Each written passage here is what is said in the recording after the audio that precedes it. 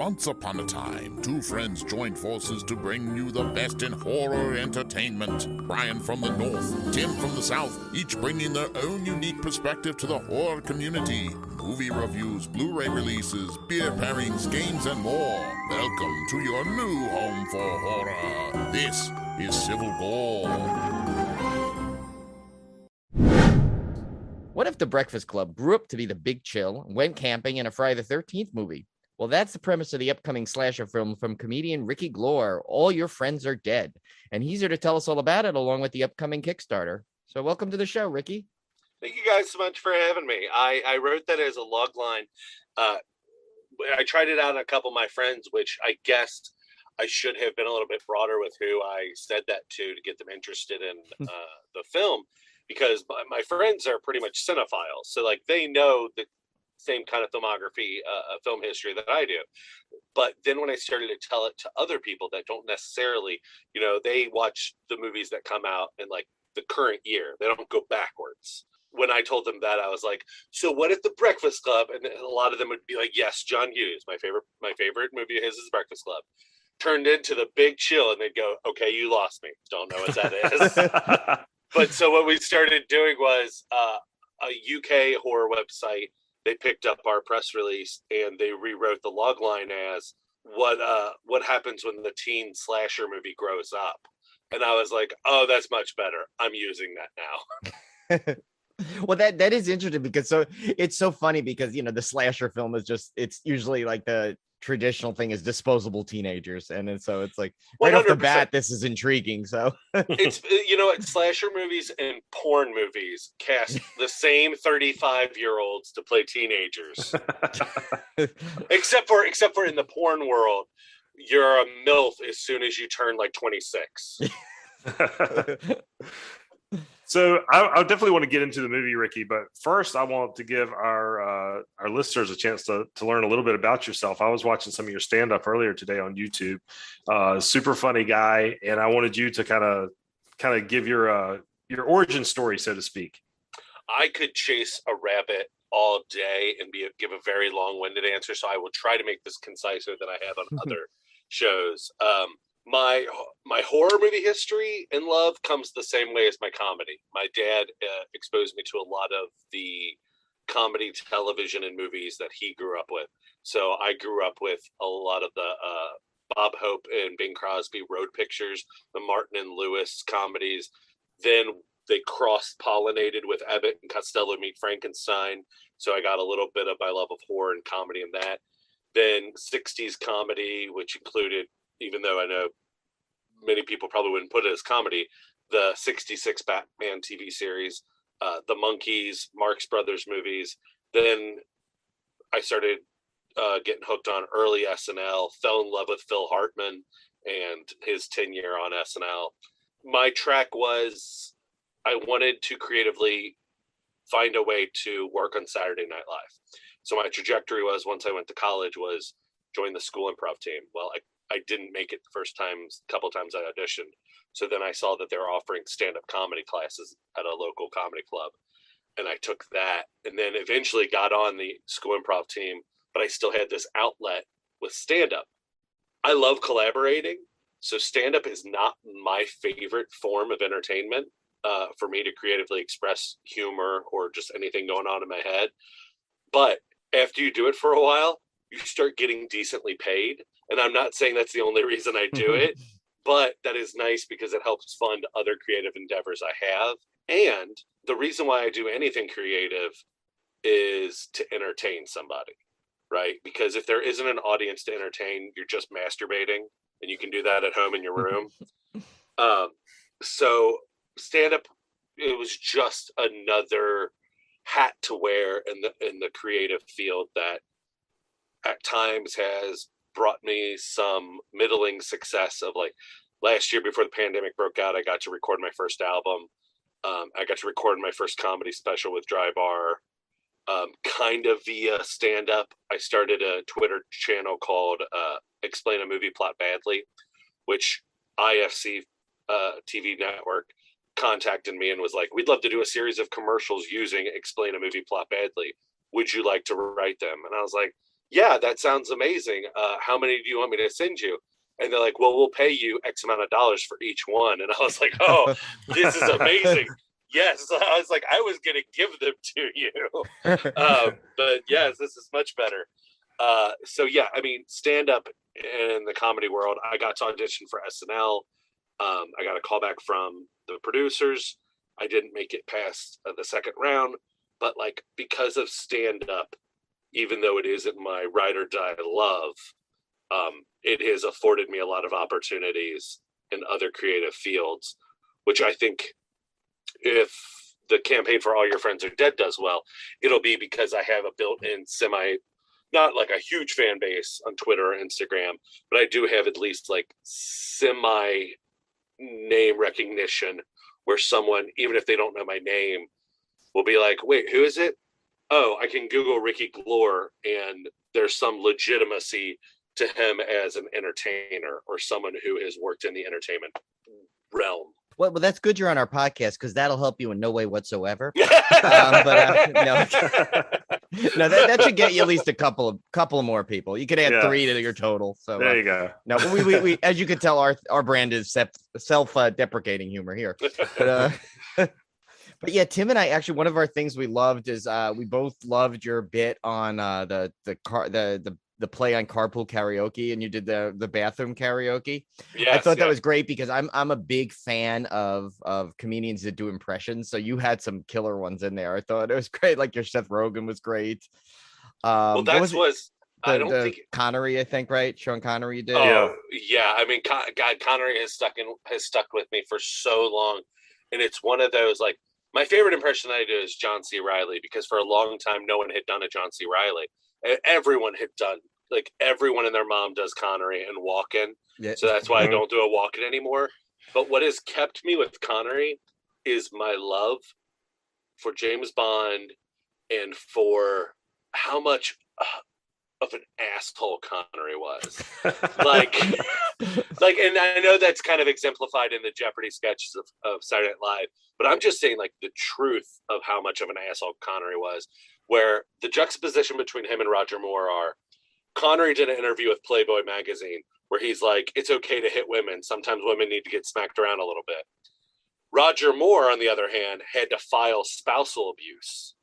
So just like the two of them playing the same character, having like those differences. Connery, like I still keep Connery. It was on my album of originally, God, way back in the day, like 2006 when I was first doing stand-up. I had celebrities dramatically reading 80s songs. Oh my God. And the setup was like, man, they will package 80s songs in every way, shape, or form. Like, and they'll always stuff songs in there that like don't go together. And like, you're just like, yes, we get it. The rights to this song must be really cheap. You'll put it on everything. And so I was like, if you want to get people to buy these songs, just have like some of your favorite actors dramatically reading it. And so it was Safety Dance, and it was Sean Connery. And so right before I recorded my stand-up special for Dry Bar, I was told that I couldn't do song lyrics because they were just worried about the copyright issues. So then I switched it to nursery rhymes for my other celebrities. But then I was like, you know what? I bet you I could still sneak in Safety Dance because the words, the lyrics I use actually aren't 100% the actual lyrics. And I threw it into the bit that I did about people with notable voices having jobs before they became famous, what they're famous for, like rock stars. Like, can you imagine having Brian Johnson, the lead singer of AC/DC, as your server at a restaurant before he joined AC/DC? He'd come up to your table and be like, welcome to the restaurant. We've got hot soup and bread rolls. Yeah. And then it was like Dave Matthews and then Elton John. And then I was like, but even crazier, like, what if some of our favorite actors became singers? Like Eddie Murphy. Eddie Murphy tried to become a singer in the 80s at the height of his powers. What if instead it was Sean Connery in the 80s? He wins the Oscars for The Untouchables. And he's like, I want to change. I want to be a singer. What song would he have recorded?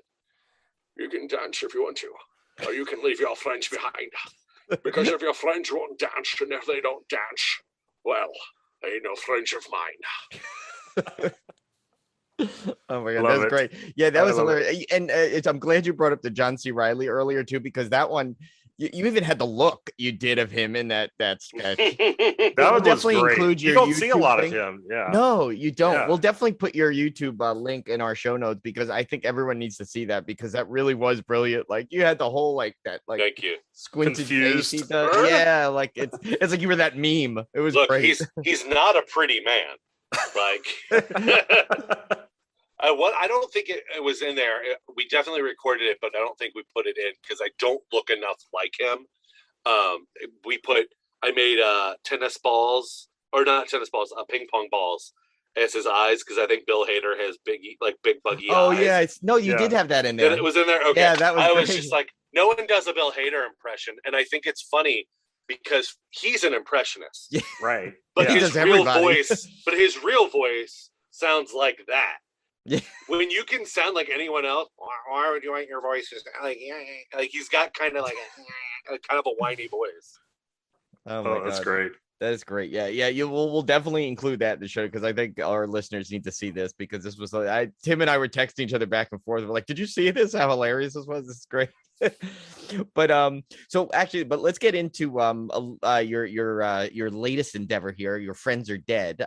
Because so what basically? I mean, you kind of touched on a little bit, but what was really your particular inspiration to come up with this idea? It was the script is semi-autobiographical. Me and we came up with the story of me and the co-director and co-producer Nicholas Hines, who we went to high school together.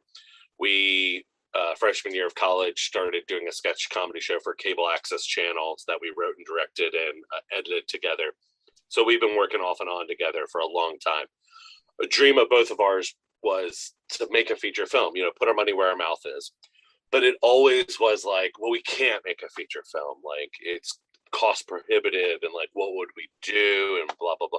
None of our ideas are good enough for a feature film. What can we do for an hour and a half? Well, I approached him after doing a couple of these short films this past year, and I was like, we've got to do it. We've just got to do it. Maybe we treat it like a 48-hour film festival. We come up with the best way possible, budget-wise and story-wise, to come up with something that we could make happen. And so him and I both reflected, being 35-year-olds, we are both happy where we're at in our lives, and we don't feel the societal pressures of what you should have accomplished or what you should be doing at a certain age. But we reflected on that. And we reflected on that, of the idea of like, what if 20 years from now, we didn't try to make a feature-length movie? We would have this regret and we'd feel like failures. And in my life, I've never felt like I failed. I've only felt like I've learned and then implemented what I learned to make the next thing better. But I looked back and I was like, you know what if I wouldn't have gotten hurt playing sports in high school and then went to theater? What if I would have gotten hurt in college, which I probably would have gotten a wrestling scholarship? And like, what do you do with a wrestling scholarship? I thought, I was like, okay, what if the character is basically a version of me, except for he had this tight group of friends that was like the Breakfast Club. Everyone was a specific archetype. They're kind of a motley crew, really didn't make sense together, but everyone else in school was like, oh man, they're so cool. Like, that's who we want to be. And he was like king shit of Turd Mountain. And he gets hurt in college. He gets separated from these friends. He becomes estranged. And then after that, he just never gets his footing. Because there was always basically a group of people cheerleading him to inspire him to do well. And what happens when that's gone?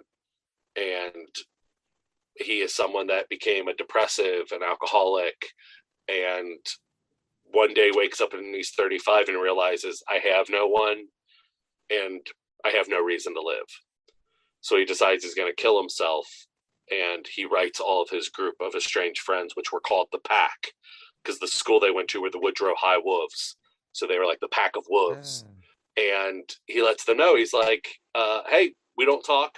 It's cool. I don't reach out to you. You don't reach out to me. I'm going to kill myself. I'm going to do it at the campground where we all last hung out after graduation. And right before he does it, right before he kills himself at the camping site, those friends show up and they stop him. And they try to talk him into why it's worth living. people's lives don't work out the way they think it's going to be, and that's okay, blah, blah, blah. They're just trying to prep talk him and get him out of a different mind, get him into a different mindset. Little do they know, while they're trying to convince him to live, there's a masked escaped killer in the woods circling them, picking them off one by one. So then, I mean, spoilers, it's called All Your Friends Are Dead. The lead character of Matt has to decide now. He's confronted with fight or flight. Like, does he want to die? Because if he wants to die, he could really die right now. He could get mutilated by this guy. No, he has to make a concerted effort to actually live. That's cool. Awesome. Yeah, that's a great premise. Yeah, that really is, because, you know, it's like so many people probably have gotten to that point of, you know, where they feel like, yeah, they lose in touch with their group, and they feel like, you know, where they put all the purpose on that group that they don't really maybe know themselves anymore. So it's kind of it's a really good premise to begin with. And then I always like when a horror movie will take a premise like that, like a real premise that could be, and then put a horror movie around it, which is pretty cool because it always gives it that extra substance. So that's a really cool idea. We've had a really good time because we filmed over half the movie before putting together this Kickstarter to help us complete it. And the Kickstarter, we had the minimum goal of $5,000.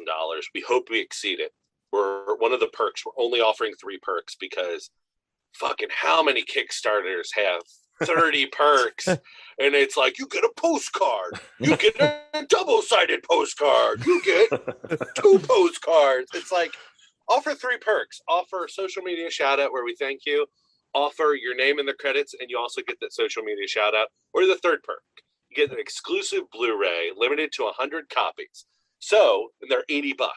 You get all the other perks included. The Blu-ray comes with behind the scenes, a bunch of special features, and an exclusive commentary track for, if fingers crossed, this movie does anything and gets bought for distribution. This Blu-ray will be the only place where this commentary track will exist. This is so tormenting to me because I am a big Blu-ray collector, and like, yeah, all you have to do is say limited edition, and like my ears perk up, my wallet opens up, and the card just jumps out. So, and especially if you get the Blu-ray, your name goes in the credits.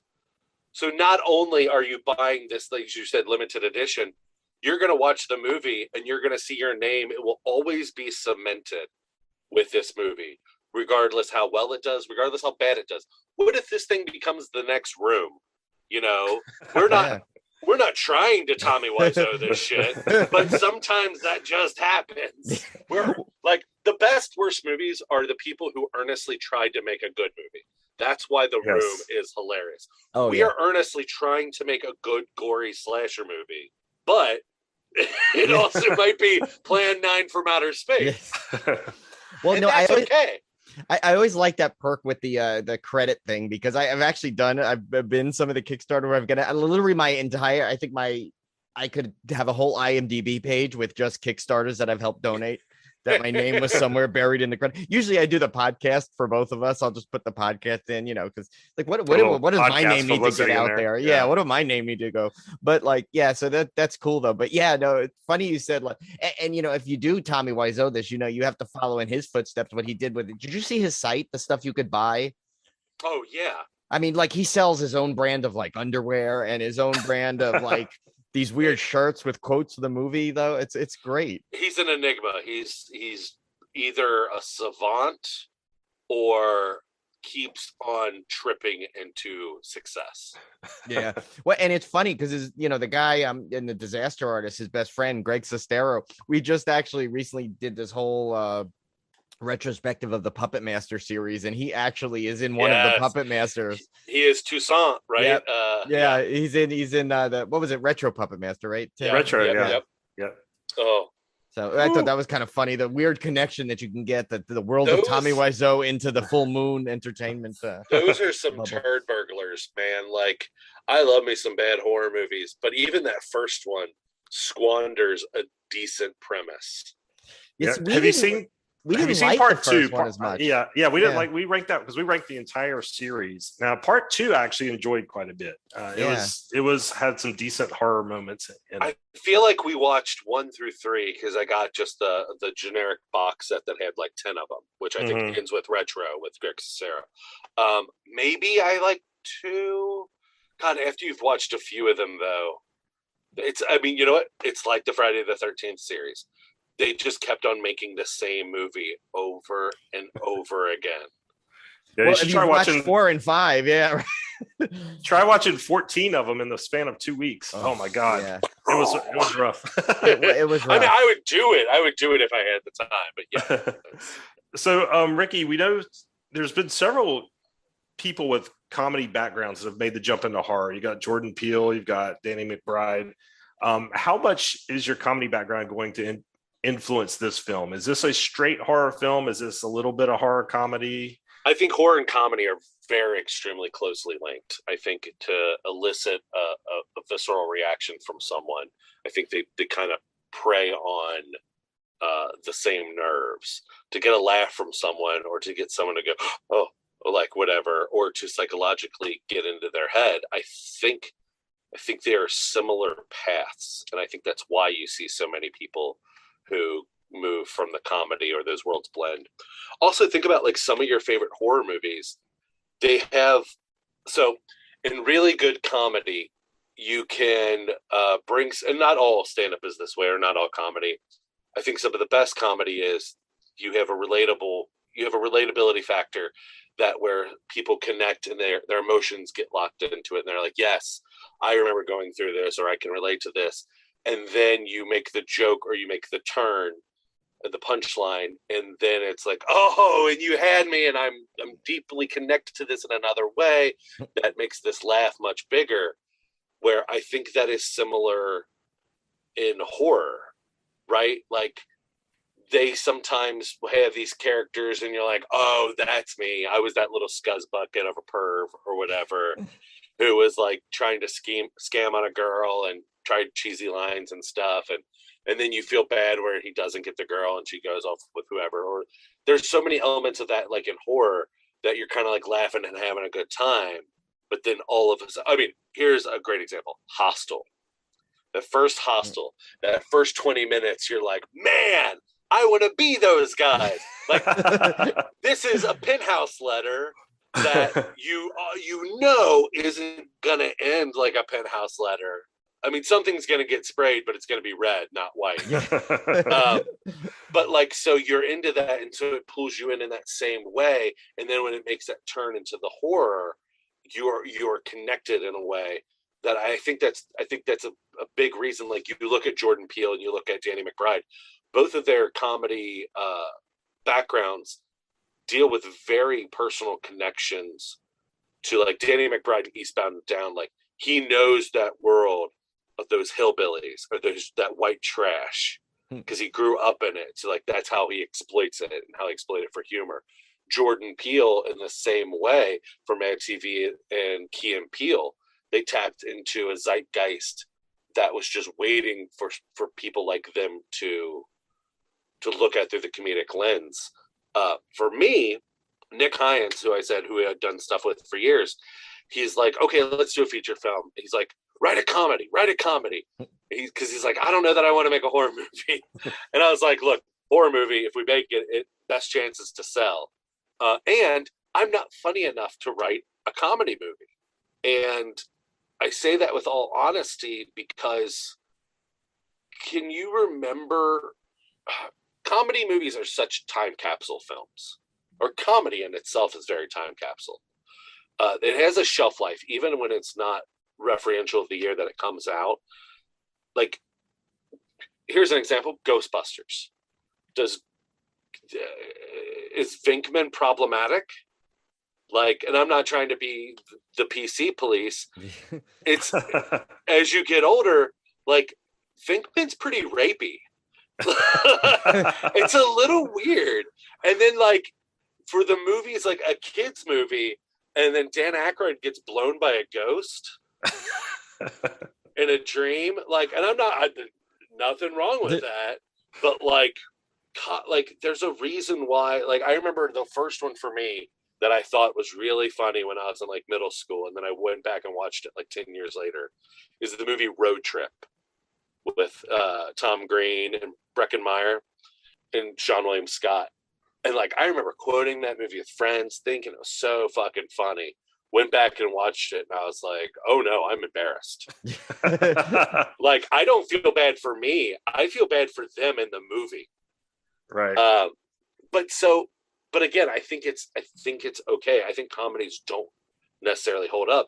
And what I love about some of my favorite horror movies, the example that I love to get, I mean, I'm a Wes Craven fan through and through, so I always think he has some good dark humor in those.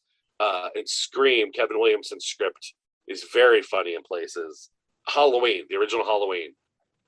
Donald Pleasance is meeting up with the sheriff because an escaped convict that has brutally murdered one person, brutally murdered a mechanic and took his jumpsuit. So he's definitely killed his sister and the mechanic that he steals the truck for when he ditches the car, is loose in Haddonfield, and who knows how many more bodies he's already chalked up. We don't know yet. Loomis doesn't know yet. But Loomis takes the time to punk a kid in front of the Myers house. Right? Like, it's so serious. Like, and he should be in a different mindset. But he's like, Lonnie, get your ass away from there. Like, and it's so funny. And then it misdirects for then when the sheriff shows up and he's like, Dr. Loomis, he's like, oh, shit. And it's all predicated on that earlier line where the sheriff says, like, it's Halloween. Everyone's entitled to a good scare. So I think with my comedy background, like, there are definitely going to be some black comedy, some dark comedy elements within, I know there are within the movie. And there are a couple, I feel it's hard saying homages because recently some things that I've seen use homages like Fear Street and A Classic Horror Story. They say they did some homages where I feel they're straight up ripoffs. But in All Your Friends Are Dead, I think there are some elements that even go back to like Silent Night, Deadly Night that you're going to be like, oh, I bet you the filmmaker has seen that. Awesome. That's funny because you kind of just, that was actually my next question was going to be like what some of your favorites that we might want to like kind of keep a sort of an eye open for any kind of references or so to speak that you can share. I don't want to, any. Yeah. Well, again, the spoilers of All Your Friends Are Dead. But what's nice about that spoiler is that I don't even mind that being locked on as a spoiler because the third act of the movie, I don't think you would see coming. And it kind of goes off the rails in a good way. I think the middle 30 minutes where it's the Friday the 13th movie with the friends all camping and getting picked off, I feel like that feels like your favorite parts of the last 10 minutes of a Friday the 13th movie, but in the middle of the movie instead of the last 10. And then I feel like the last half of the movie, the last third of the movie, the third act is Slumber. Fucking why can't I think of it? Slumber Party Massacre.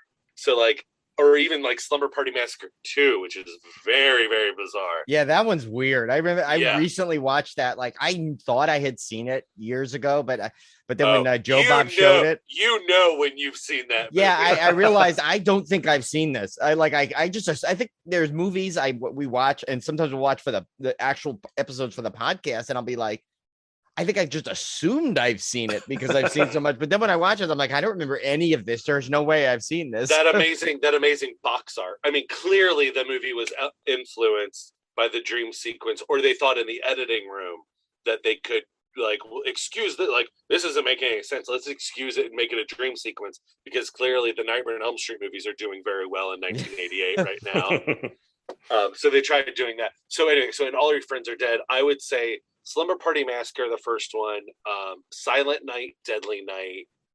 I would say a smidge of maybe like not the Friday, even though I use Friday the 13th in the log line. I would say Friday the 13th, and this might piss off fans, so I don't know why I'm saying it. Friday the 13th, Part 5, A New Beginning. That movie, it's on another level that I think fans dismiss because, spoiler, the killer isn't Jason. Right. It's Roy, the estranged paramedic father of the kid who gets killed at the beginning. God, that movie, it was directed by an ex-porn director, so it's sweaty. Like, you can see the sweat in the movie. And I just love it because it's different from the first 4 movies. Like, it's the first time in the Friday the 13th series where they're like, let's try something a little bit different.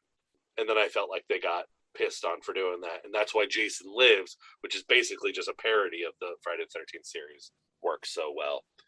I have a lot of Wes Craven influence. I don't know if anything of Wes Craven comes across from this in this movie is probably Scream, where there's not a meta reference to specific horror movies, but there definitely is a line of one of the characters when they're at the camping site is like, when we were all drunk and horny and doing drugs here when we were 18 years old, that would have been that is the perfect set for a horror movie, slasher movie to happen. He's like, but I never thought of that now. And he's like, I didn't think of that then. He's like, but now he's like, I don't feel worried. Like, same setting, but like, you never see a horror movie where 35-year-olds get killed like that. No, it's like diabetes, blood disease, heart attack. He's like, nothing sexy like knives, machetes, or chainsaws. Oh, that's awesome. Yeah, so I think, Tim, the next one we kind of we touched on, but we touched on the of course the upcoming Kickstarter and some of the perks. What can you tell us about, like, when is the Kickstarter launching? How can people check it out? August 30th official launch. Not sure when this is dropping, but I imagine it's probably going to semi coincide. It runs from August 30th till September 30th, and there will be updates throughout because, like I said, we've already filmed half of the movie. And just more stuff is getting completed as we're going along. So I was mentioning the Blu-ray. It's $80, and you get all the perks, and you get the Blu-ray with things that you won't get anywhere else. And it's limited to 100 copies.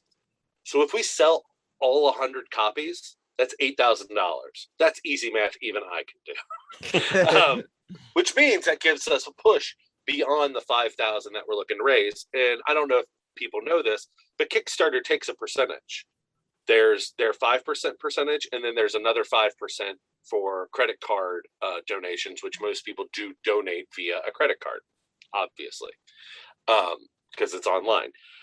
So they're going to get 10% right off the bat. That's not a huge chunk of change, but we want to get as much as we can because that will just solidify how much better this movie can be with post-production costs, with the sound, with the scoring. We've already got people set in line to do that job, but they're going to get paid they're only going to be getting paid a fraction of what like a movie with an actual budget gets paid.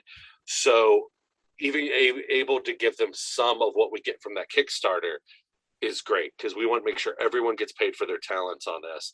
And that just means if we can get more from our Kickstarter, we can get the movie finished quicker too, because you can't expect to pay someone who's scoring your film $2,000 and expect for it to be done in 6 weeks, right? They probably have other things in their lives going on, So the less we get, the longer it will probably take for this to see the light of day.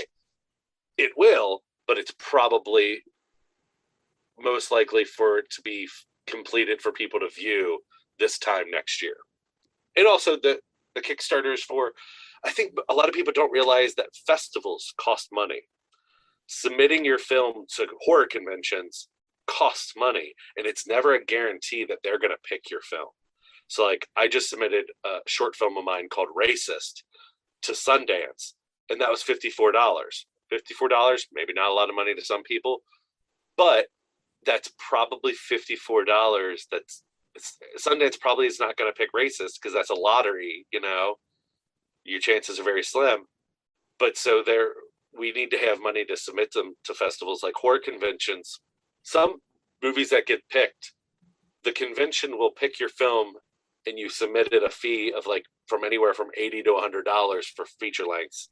And they still make you, if you want to attend the convention, pay for an entry to the convention to see your own movie get screened at that convention, a selling point they are using to get people to buy tickets for said convention. But that makes sense too, because Tim and I were at one of the horror conventions where they had a film festival going on, and like all the creators were like really like coming up to you, making sure that like what you thought of their film. Like they tried to get their money's worth. Now it makes sense because they probably paid to be. Yeah, it does. It makes a lot of sense. 100%, yeah. But it's good though, because you know what, you are meeting your base. Like that's that's a benefit there. You're paying, yeah, but you're meeting your base, you're meeting your audience. And I know we were excited to see certain films and filmmakers after meeting some of the people there. So it does help. That's just why the Kickstarter is so important. And I am not one to bash Hollywood movies. I think we all grew up on Hollywood movies. We also grew up on schlock. I just think something like Kickstarter, independent films, I know it's hard because a lot of projects don't come to fruition even after they've been funded. That's why it was important to us to film half of the movie and then be like, look, this thing is happening, but you can make it easier and you can make it better by giving us just a little bit of help. I get that knee jerk to not wanting to give, but like, this is the only way those movies that we grew up on, that when we went to, my kid's never going to have this, but like when you went to the video store and there was that box that was slightly bigger than the other ones and had amazing box art, but like then you rented it and it was terrible, but like you were still telling all your friends about it. Because like you just wanted that communal experience. It's almost like you went through your own nom, where you're like, you gotta see it too. I can't believe it, but like, and maybe there's like one kill scene that's like gross and gnarly, and you're just like, it was worth it for just that scene.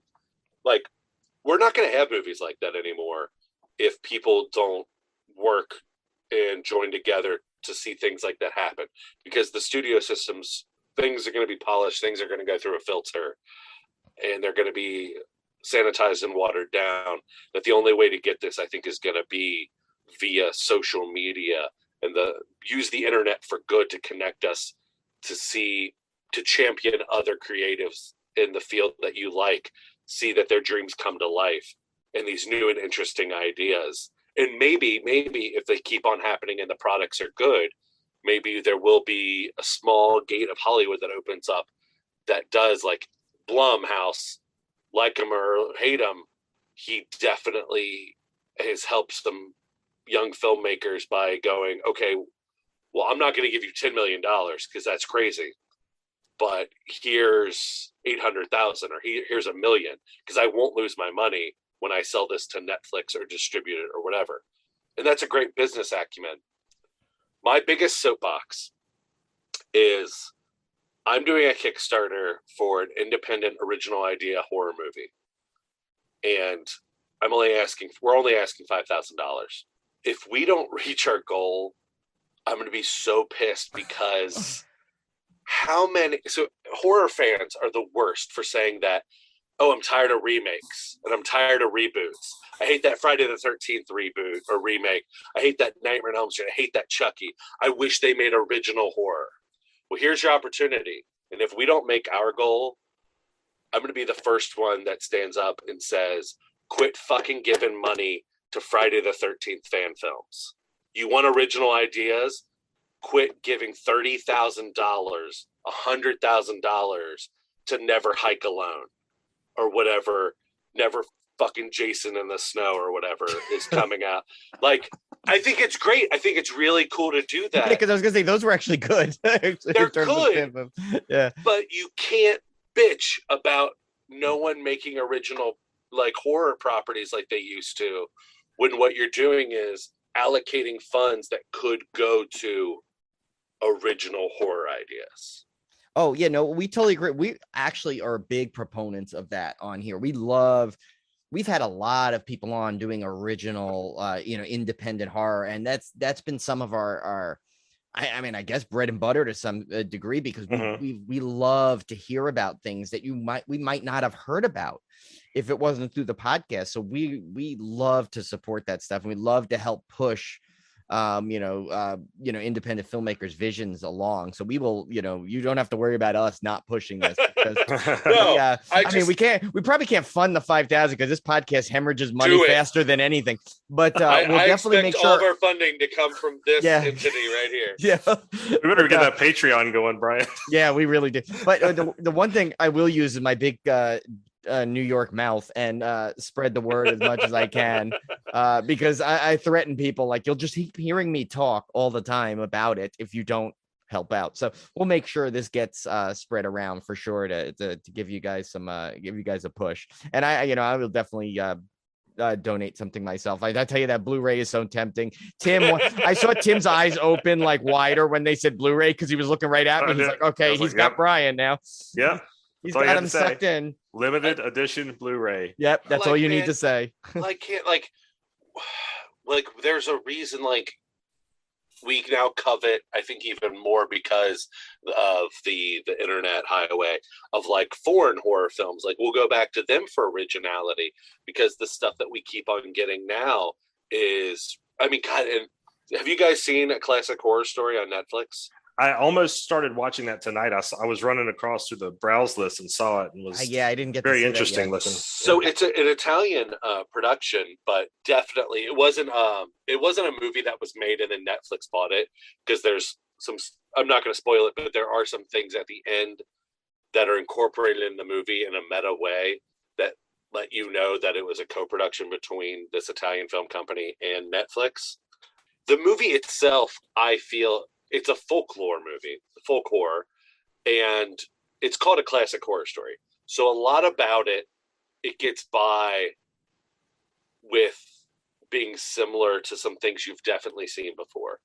But for me, because it's its own thing, even though it deals with things that you've seen before, it works. But then it makes a twist that makes all of their homages, I can't forgive them, because then I know they weren't making homages, they're just ripping off. And it's the same thing with the first 20 minutes of Fear Street, where I like 1978 and I like 1666, but the first 20 minutes are not an homage of Scream. It's a rip-off shot for shot of the Drew Barrymore kill in Scream. And I just don't understand why do that. Yeah, it's funny you may have said the foreign horror films too, because we saw one a couple of years ago. I think we watched it for we usually do some holiday movies in December, and we watched was it Rare Exports was the one. Rare Exports. To me that was great because that took a storyline. How many holiday horror movies are there out? But then there was one where they made essentially Santa Claus the evil character, in such a way, but he was not a guy dressed up as Santa Claus. It was Santa Claus. It was Santa Claus being evil, and I absolutely love that movie. And so it's stuff like that. You're right. It does. Sometimes you have to turn to the foreign horror film sometimes to really see something original, and then you'll end up in a couple of years. You'll see the U.S. remake of it. Version of it won't be as good. But I won't go on as long of a tangent. But Brian De Palma, which horror aficionados would be familiar with, Carrie for sure, and probably Scarface, which is not a horror movie, but one of De Palma's biggest.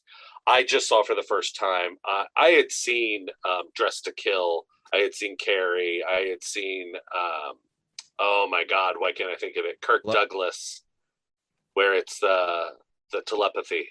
I was getting ready to say The Void, but I don't know that that's it. Maybe that is it. So I had seen a lot of his oeuvre of films, but I hadn't seen Body Double, and I watched it.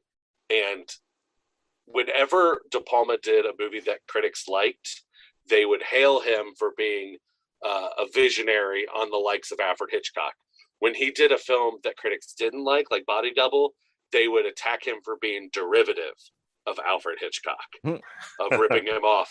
And Body Double has that. I mean, it's Vertigo meets Rear Window, right. But there are some things in that movie, especially in suspense and in the horror realm, that film they do not let filmmakers do anymore with a budget. And so I just hope we don't lose that. And maybe we're gonna get that with people like Jordan Peele and Danny McBride. And maybe we'll get that on some streaming services shows and original movies. But yeah, I just really hope we don't lose the interesting kind of dirty horror movies, and just hopefully we're not getting all these like bright and clean horror movies, or these PG-13 ones like the Annabelle series or The Conjuring. Yeah, no, we're big fans of the gritty horror. Well, cool, man. Ricky, thanks so much for coming on. Yeah, this is was awesome. not only a great promotion of your movie, but some great like just general horror fan talk, which was nice. What are your guys' favorite horror movies? Oh God, gosh, it's funny. here we This go. is always like the question that is like for horror fans you would think would be the easiest to answer, but it's also the hardest because to me it's like I like so many different aspects of the genre that it's like I'm gonna top three. I mean, if you know like gun to the head, top three, it's always going to be probably Halloween, Exorcist, Shining, going to be right there in the top three. What did you think of Dr. Sleep?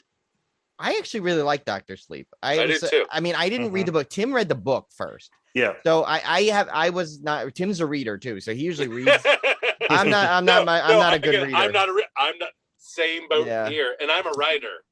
And I don't like to read. Yeah, so. So Tim usually, I go to Tim. I'm like, so all right, so how to compare to the book? And we have a friend too that reads all the books too. And so I'm like, 2 out of 3 of our group here that we talk horror movies with, I don't need to read.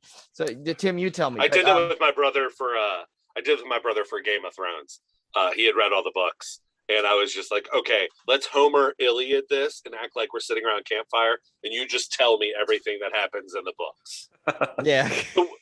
So Shining, Exorcist, and you said Halloween. Yeah. That's a perfectly acceptable list. I'm not judging you. Yeah. Or I wouldn't judge you. I mean, I'll put Jaws in there too. I mean, it's like it really is like it's hard to pick 3. It's hard to pick like on I mean, to just 3. It's like I think, and of course I but I also love I love the Friday the 13th series, especially the first 2. And it's I just there's I think there's so many great subgenres of horror film. And it's funny, some of them I think some of the ones, especially with Shudder, some of my favorite movies I've seen have really been from the last year or 2. Like that Shudder has procured some great stuff. Like, I don't know if you saw anything for Jackson was great. The Dark and the Wicked was amazing. So some of this stuff there's still some really good, creepy horror coming out there and some really good stuff. So it's like, it's good that, and I think there's a resurgence as of late. So I think your movie's coming out at a great time for this too. Well, I mentioned based off The Shining, Dr. Sleep. Mike Flanagan is a great burgeoning director who did Oculus and then Dr. Sleep. A lot of things that he's doing, he is definitely bringing an interesting sensibility. I mean, Ari Aster, which is polarizing to a lot of the horror fans, which, I mean, polarization in the world of social media where you have to like it or hate it, or you have to love it or hate it. Yeah. There's no in between. Yeah, there's no in between. But man, like, Ari Aster's just known for polarizing, especially with his short films. But I really do like God, and I'm seeing Candyman this Sunday, and nice. I just want it to not be disappointing, and that doesn't even mean that I want it to be good. I just want it to not squander again the lore and like the richness that is put in even those 3 movies. The first one I think is fantastic. The second one in New Orleans, not great. And then the third one looks like a porn movie, but actually has a decent story. I really hope they do something well with that. So wait, Tim, what is your top 3? Very similar. Definitely The Shining. It's tough for me to pick 3, but definitely Shining, probably Psycho. Psycho's the one, like, I always feel like, and it doesn't make sense, but I almost always put Psycho and Exorcist. I'm like, I have to pick one or the other. And I don't know why I pit those 2 against each other. Yeah. I mean, and I love The Exorcist as well. God, I can't limit it to 3. The Thing. And I have to go 5. I'd have to go Exorcist, Texas Chainsaw Massacre, Psycho, Shining, and The Thing. That would be my top 5. I had not seen, so I didn't grow up seeing The Thing, and I saw it on my bachelor week in 2016. And so something as notable as The Thing was a weird movie to fly under my radar and never see. Tim has one too that you wouldn't believe that he didn't see until this year. I cannot wait to hear it. Yeah. But the first 20 minutes of The Thing, I was like, oh, this is Alien in the Arctic. I was like, but then as soon as the practical effects and the shit started going south, I was like, this is the best movie I have ever seen. Wait, what's your movie that you had just seen? Well, you got to remind me, Brian. I'm drawing a blank. Tim had not seen, and I'm surprised because he's a fan of this actor, but he hadn't seen They Live up That's until right. this year. Yeah, I had not seen They Live up until. And Wait, you're a fan of the actor Roddy Piper? He loves Roddy Piper. Yeah, so that's why. I mean, not as an actor, more so as a just a wrestling guy. But like the fact that I was like, when Tim said that, he goes, "I got to tell you, I've never seen this." I'm like, "What?" I said, "How you haven't seen this, but you like Roddy Piper? You like, you love horror films? And that's a hard movie to. You see the iconography. You see images or stills from it, like the Obey thing everywhere. Right. Yeah. That is a movie, and it's gonna sound like heresy, and it's gonna sound like sound hypocritical. That is a movie that I think could possibly benefit from a reboot or a remake. And I think the movie is charming, and there's a lot of things that I like about it.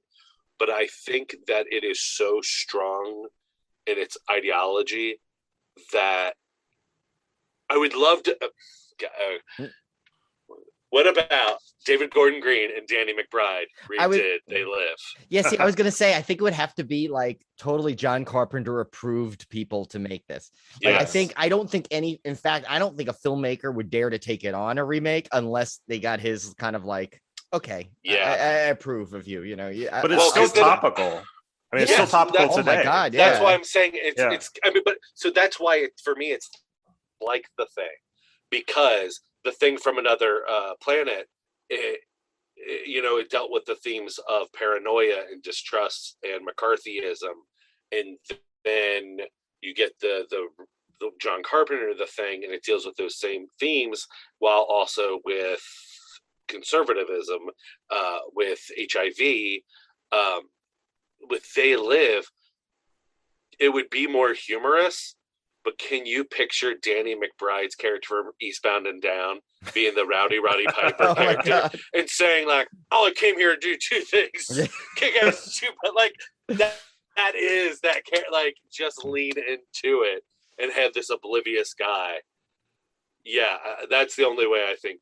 Maybe I think you're right. I think it would have to be a John Carpenter seal. Well, we'll see how strong his stamp is after Halloween Kills comes out, because lest we forget, James Cameron, every Terminator movie, he'd be like, "Nope, this is the one I give my approval to." Like, this is the one. If there was a sequel after T2, it would be this one. And then the movie's a fucking turd. And because he just got paid a lot of money to say that. And so Carpenter, similarly, is using the new Halloween movies to give his godson work and his son work. Well, yeah, I think I enjoyed the remake, well, not the reboot, I guess, of this Halloween. It's funny because it's like now certain with Halloween series, you got reboots, your remakes, continuations, 3 different storylines. There's gonna eventually someone's gonna come in and do the multiverse where everyone's in there. So hello, Peter. Yeah, exactly. Like you're gonna see Loomis like appear, like Loomis, like both Loomises, like even though the Malcolm McDowell Loomis. Yeah, and like oh my God, that'd be amazing. And a computer generated other Loomis. They'll be like, hello. Well, that is so Loomis. Yeah. There is apparently a 10-minute scene in Halloween Kills that is basically 10 minutes of the movie we did get, which is the original Halloween 2. Here's my biggest. I swear this will be a small tirade, and I'm just going to be losing. Like, anybody who's listening, be like, "Man, I was with that guy until he kept on talking." They say that about me, and we've been doing this podcast for 5 years, so don't worry. Go right ahead. 2018 Halloween. I think the 2018 Halloween likes to have his cake and eat it too. like George Lucas's Star Wars prequels. And the reason I say that is George Lucas had inconsistencies in Phantom Menace, as if he didn't go back and watch Star Wars, Empire, and Return of the Jedi. But he wanted to have his cake and eat it too, because he wanted you to be familiar with the property, and without writing emotion or character weight or character arcs in the script, he banked on you already knowing who these people were. That this will become Darth Vader, that this is the Emperor, that this is, these are Jedis, these are blah, blah, blah, all this. So Halloween 2018, how are we to believe that Laurie Strode had one terrible night 40 years ago, which it was terrible. 3 of her friends died and were killed, but that she goes fucking Rambo, goes mental because of one night 40 years ago? No, we buy it because we know that there was a Halloween 2 that they're not using. There was H4, there was Halloween 4 and 5 where her daughter that she gave up to protect while she faked her own death in a car accident, and then H2O, that had happened. So we have 40 years of her every now and then having to relive this trauma.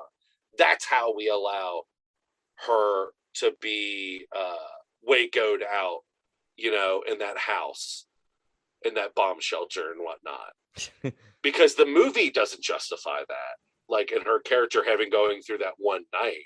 But our knowledge of the character in all the other movies that they're now disregarding, we allow it. And we're like, yeah, this makes sense.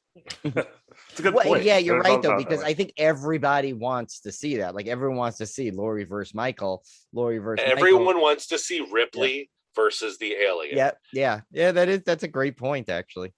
Yeah, it's so Halloween in 2018, I was just like, okay, I get what you're doing, and like, this isn't a bad movie. Like, this is good, especially in this genre or compared to other Halloween movies.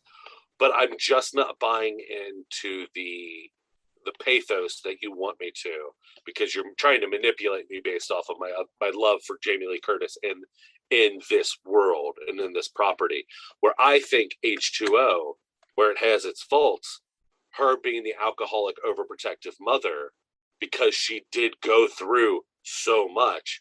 Like, when you tack on the night that never ended for her from Halloween to Halloween 2, finding out that it's her brother, whether you like that or not, and then watching everyone in that hospital die because she's the reason, and that mentally weighing on you, and then her giving up her child that ends up getting killed by Michael in Halloween 4 and 5, and then Halloween 6. Yes, her in H2O having a lot of demons makes sense. Her in Halloween 2018 doesn't make any sense. Well, plus in Halloween 2, if you think about it, that could have been even more damaging, because you might have had that whole race of aliens not be defended if they killed off the last starfighter. So, he just survived. That was a close call for me, But Halloween has been messing with us since the NBC broadcast of Halloween 1, where they added the scene into the original first movie. Oh, right, where that Laurie and Michael are brother and sister. Yeah. And so, like, people have this, like, it's, again, like, I think it's very much like Star Wars. People are like, no, the first one was always called A New Hope. It's like, no, first one was called Star Wars, and here's the proof. Like, as much retconning as you want to do. So there are people that the first time they saw Halloween was the NBC movie of the week, where Laurie and Michael were brother and sister right off the bat. Yeah, it's funny how the memories too, like, play with your head, like, after all these years, because you're convinced you've seen it all. Like, Phantasm 1, I forever thought I remember, and this is a movie I watch regularly, so I was proven wrong a lot of times while watching it. I thought you saw Michael remember the car accident that Jody dies in at the end. Spoilers for the 40-year-old movie. Yeah, we just did that series last year, actually. We loved it. Yeah. What did you guys think of it on the whole? Did it was it a slow decline, or was it like I kind of loved it all the way through. I just like, Okay. because I had not seen, I think I had only seen the first one when we had did this series, if that. I really didn't remember it. So this, to me, it was really good. I just loved the whole thing. I loved loved all the characters in it. So to me, it was like coming in as like a fresh series. I just kind of liked the whole ride, in all honesty. So I think maybe if I revisit it, I may have more of an opinion on where it goes. But since it was all kind of, I was still in the glow of the franchise, Yeah, watching I didn't it have all. the I was like Brian. I had seen the first one many, many years ago, and I'd not seen the entire series. So I didn't have the nostalgia to judge the sequels to the first one. So I was kind of the same way. I kind of had overall a very positive impression of the entire series as a whole, but I don't know. I just didn't have that history to be able to judge, did it decline or did it go up? Or I was someone who I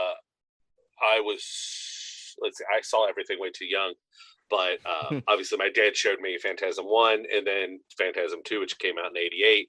I then was a fan enough to anticipate number 3, Lord of the Dead, coming out straight to video, like waiting for it to come out, and like had met Angus Grimm when I was like, God, I guess 7 or 6 at a convention, and him being like, oh, like, watch out, it's like Phantasm 3, the tall man's coming back.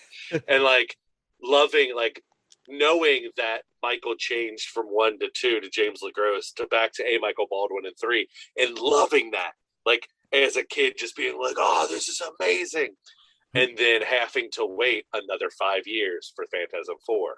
And then reading Fangoria and being like, Don Coscarelli being like, look, we had to make Phantasm 4 because we don't have the budget yet to make Phantasm's End, which is going to be this like $20 million epic where Bruce Campbell's going to be in it, and he's going to be part of this like resistance fighters that joins up with Reggie and Mike, and they go after the tall man.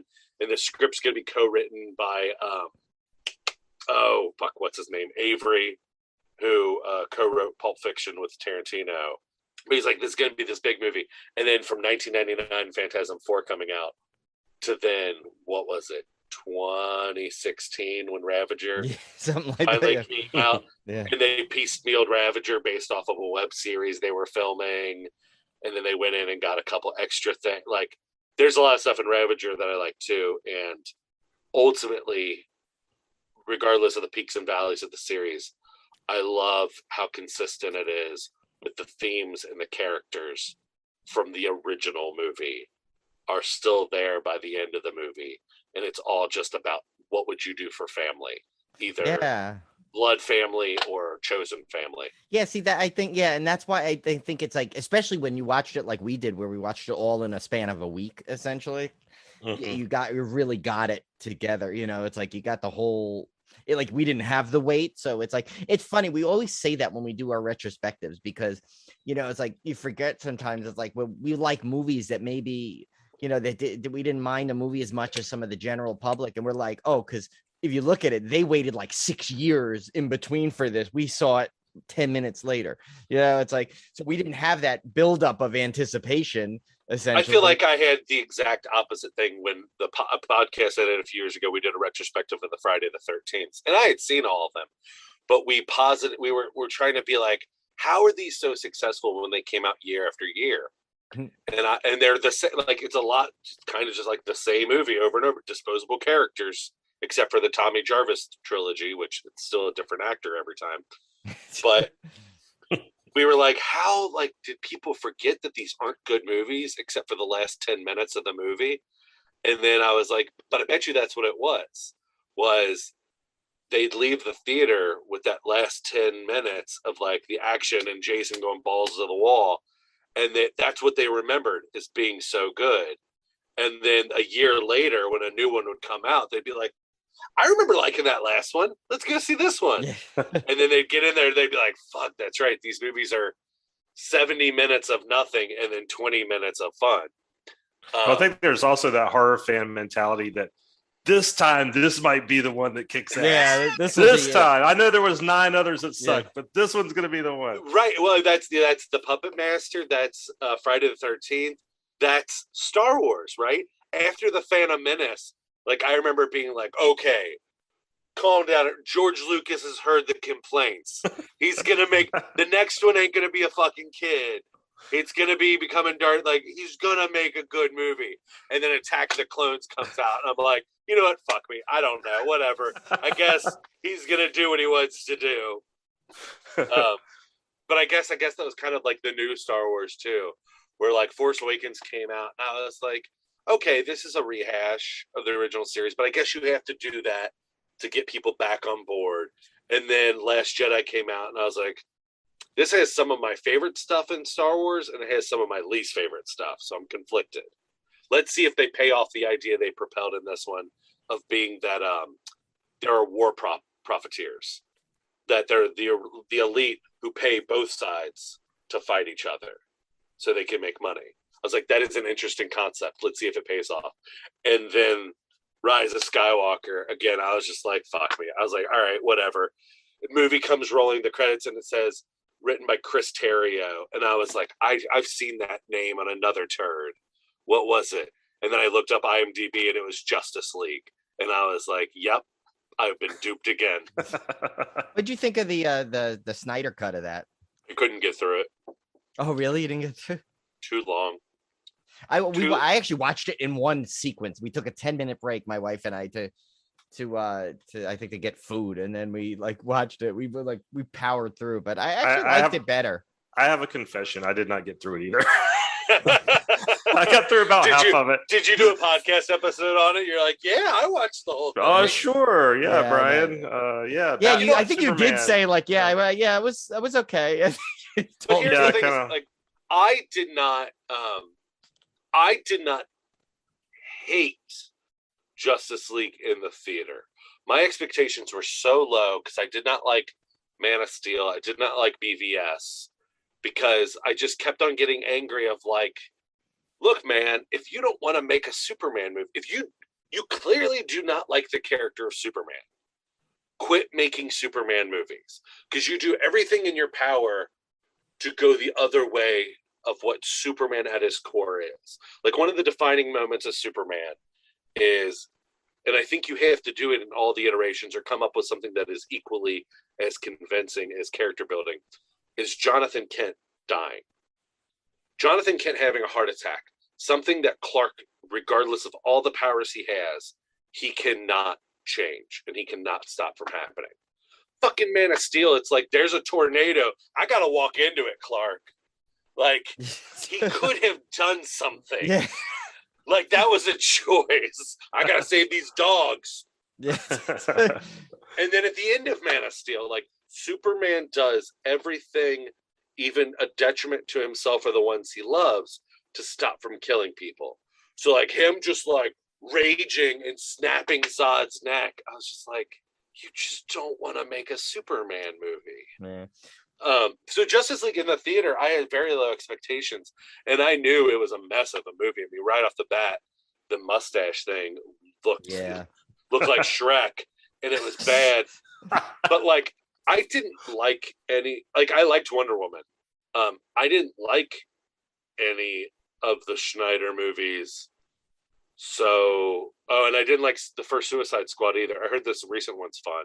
Yeah, so this it's one very is, good. The second one is I like better. Yeah. So Justice League, it was bad, but I was like, oh, this is interesting. You can really make a really bad movie at this level of like money and production and filmmaking. So like the Snyder cut of like, it just elongated something that I thought wasn't that great and made it maybe a little better. Maybe a little artsier, more of a vision. Yeah, I had a bad. Well, I had one of those unfortunate bad situations in the theater when I saw it, because the original one, because I went in, I think I was fighting a cold, and they had the theater, the freaking temperature cranked up to like 90 degrees in there, so I was like struggling to like stay awake because of the heat, and I was already not feeling good. So I was like, I had a bad memory for that to begin with, so really they could have just plopped anything in front of me and it would have been an improvement. Yeah, but yeah, that's it. It's so interesting to go from like the Nolan Batman movies, or to go from a singular vision of even like Tim Burton's Batman and Batman Returns. Like Batman Returns is a mess of a movie, but you can't say that it's not a Tim Burton movie. Oh, Like, it's totally, yeah, it's totally different. And the actually, it's funny too, because the thing you said with Superman is, I know we're going way off topic from Harford, but we tend to do that. That's another signature of this show. That's a trademark, yeah. Never stay on topic. But with Superman, I mean, for me, I grew up with the Christopher Reeve Supermans, and to me, it was like, you know, it's like, yeah, I get it. You want to try and modernize the character a little bit, but to me, it's like you said, like, you know, as you know, seeing the you know, when Jonathan Kent dies and, you know, in the original Superman 78 one, and then, you know, he sits there and he says, he goes, well, all my powers, I couldn't save him. Like that line you said, I'm like, you're right. It's like that, you know, when you watch that, that's like a kick in the thing. That's like, okay, now you see why he can embrace this character of Superman so much. If you don't have that, it kind of, it's the trajectory that leads him to Superman. Yeah. And it's totally, yeah. So, well, Superman, I say, like, don't make a Superman movie if you don't like Superman. There are plenty of people who don't like Superman, and they're usually people who love Spider-Man because of the humanity and the relatability. And that's fine. I love Superman, and I think something that people forget is his internal struggle of why he was created at the beginning is the weak immigrant. What if the immigrant wasn't weak? What if the immigrant was the strongest? But no matter what, he would always be an immigrant. He would always be an outsider. No matter how hard he was struggling to work and be part of society and be part of a community, he deep down would always know that he was never one of them. And that, I think that is exemplified in the Jonathan Kent dying and Paul Kent dying. Again, all my powers. I can't be human. Like, I also will not die this way. Yeah. I can't know what it is to struggle and deal with this. Like, so, like, I like the Paul Kent line in Man of Steel where he talks to young Clark after the school bus incident happens where the kids almost drown. And he's like, what was I supposed to do? Let him drown? And Paul Kent's like, I don't know, maybe. He's like, because I can't fathom losing you, my son. And that's a very human thing. And selfishly think about, like, no one else's life matters when it comes to, like, your kid versus everyone else. But Superman then reverse has to learn that like sometimes, as heavy as it can be saving the ones you love, you can't always turn the world backwards and save them. I grew up on the George Reeves Superman, Adventures of Superman TV show, so, which is very firmly rooted in the idea of the Boy Scout Superman. Yeah. And yeah, Christopher Reeve movies are, God, he should have gotten an Oscar for Superman 2. I love Superman. Yeah, the first two.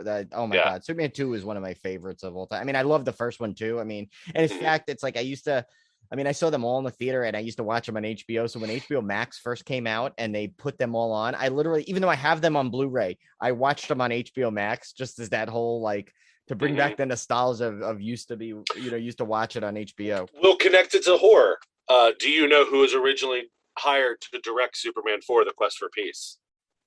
No. Wes Craven. Really? Yep. And quit / was fired because of creative differences between him and Chris Reeve.